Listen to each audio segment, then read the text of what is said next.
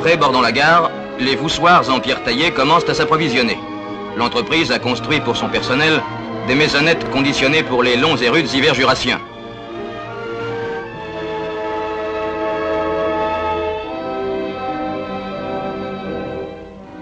La desserte de tout le chantier sera assurée par un blondin commandé de cette cabine.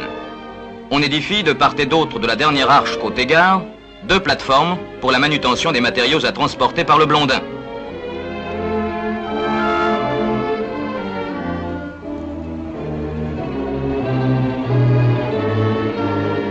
Les travaux de construction commencent. Les fondations des 3 piles côté rive droite sont constituées par une galette en béton de ciment reposant sur le rocher décapé. En élévation, le fût des piles est en béton de ciment pilonné entre les parements en moellon. Les piles sont hautes. Elles présentent dans le sens transversal et longitudinal un large fruit.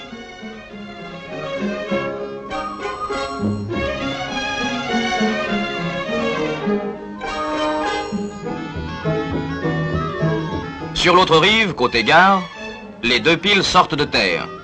Il a fallu pétarder jusqu'au rocher saint les anciennes fondations remplacées par des massifs en béton de ciment.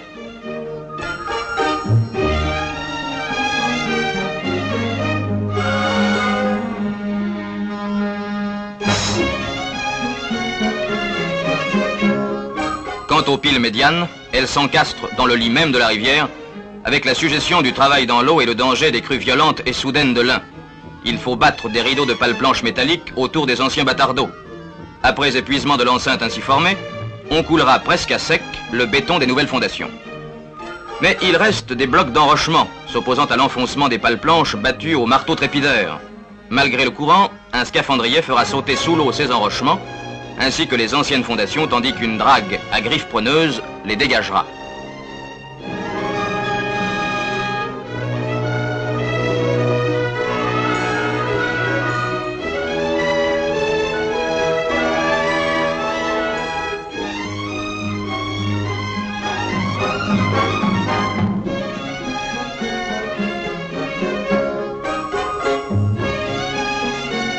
Sur la rive droite, la 3e pile commence à se dresser.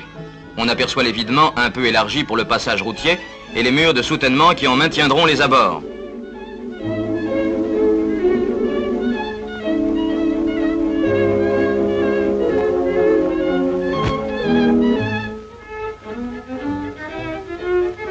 Les piles encadrant les voûtes inférieures sont arrêtées au niveau des retombées. De petites consoles en béton armé porteront les cintres prévus pour le premier rouleau.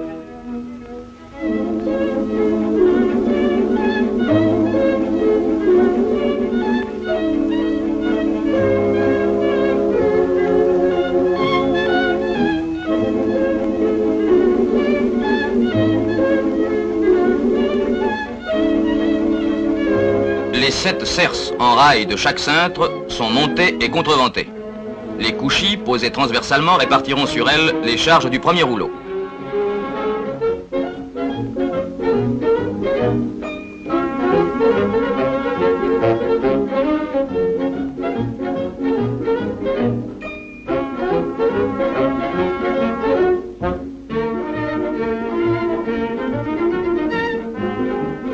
Le blondin, accidenté au cours d'essai, a reçu un nouveau pylône.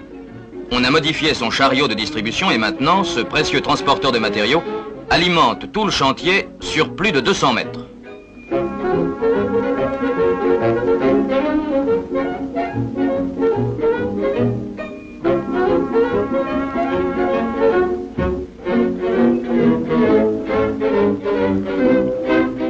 Le 2e rouleau de chaque voûte étant clavé, on monte les murs de tympan. Les ouvriers procèdent au rejointoiement de la douelle des voûtes inférieures. Et on peut voir une des consoles dont nous avons parlé qui ont servi à soutenir les cintres.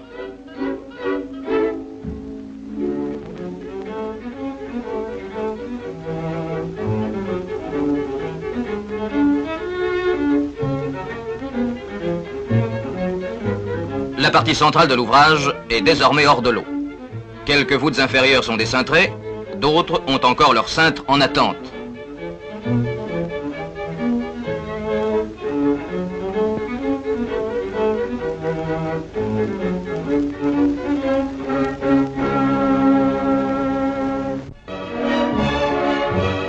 La partie haute de l'ouvrage est maintenant en construction. Chaque pile est approvisionnée par un petit appareil de levage. Les cerces des cintres pour voûte sous voie ferrée prendront appui sur des corniches en béton ménagées à la partie haute des piles.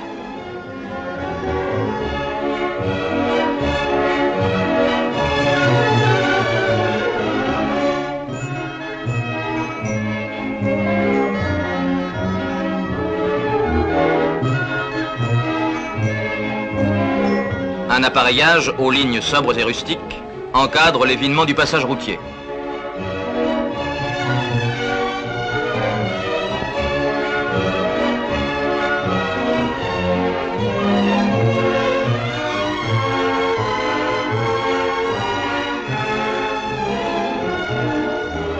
Et pierre après pierre, les piles, dont plusieurs atteignent 45 mètres, s'élèvent vers le ciel.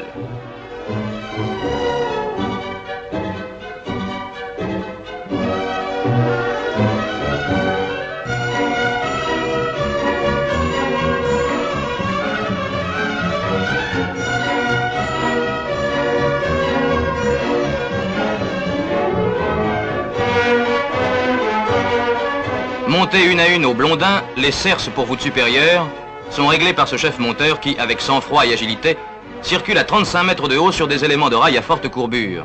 Ce travail de montage est facilité par la proximité d'une sapine.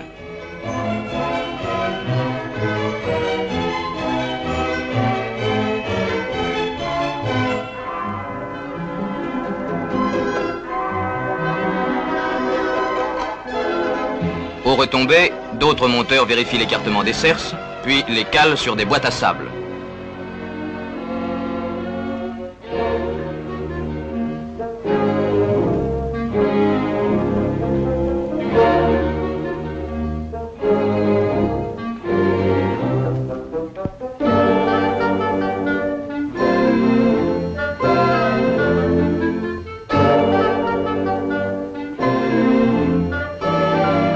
Les cerces sont montées à raison de 8 par cintre, dont 3 en rive sous chaque bandeau et 2 centrales.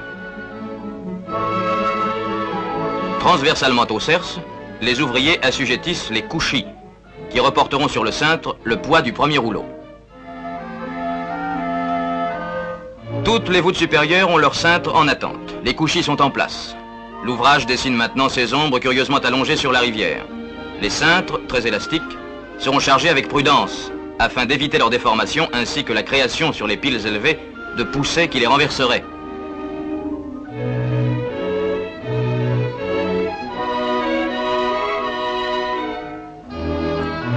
Les voussoirs de bandeaux pèsent chacun, suivant leur épaisseur, 700 et 1200 kg. On chargera la clé, puis systématiquement, on approvisionnera en remontant des retombées vers la clé. C'est la construction dite en cascade. Soigneusement repérés par lettres et numéros, les voussoirs occupent leur place définitive.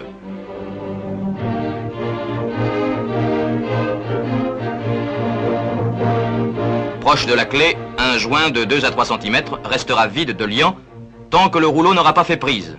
Il sera alors maté énergiquement. Préalablement au matage, tous les voussoirs, sauf celui de clé, ont été fichés, c'est-à-dire que l'on a bourré de mortier le vide existant de l'un à l'autre.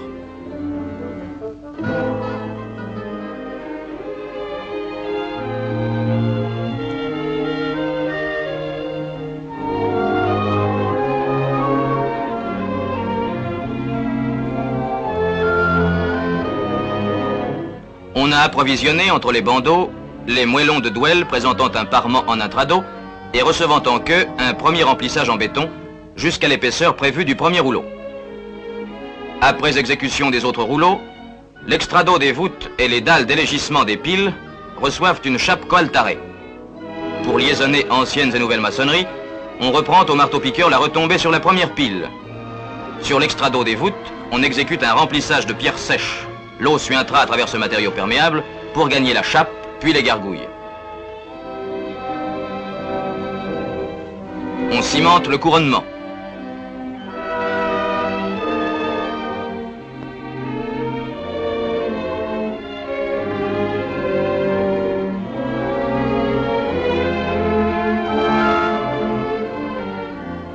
L'ouvrage, qui, sur rive droite, étant courbe de faible rayon, a maintenant son aspect définitif.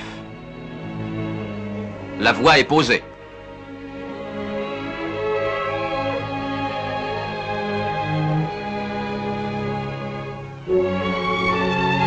Un caniveau en éléments préfabriqués, avec dalles formant piste, est mis en place côté amont.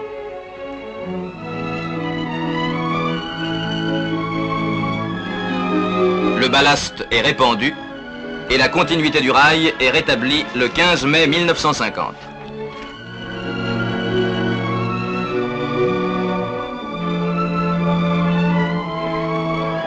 Le passage routier est lui aussi remis en service, évitant ainsi un grand détour aux automobilistes.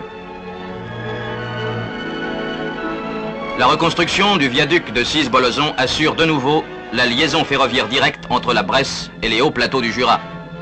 Et pour le voyageur qui voit défiler tout au long du parcours des panoramas constamment renouvelés, n'est-ce pas là, en couleur naturelle et en relief, un beau documentaire ?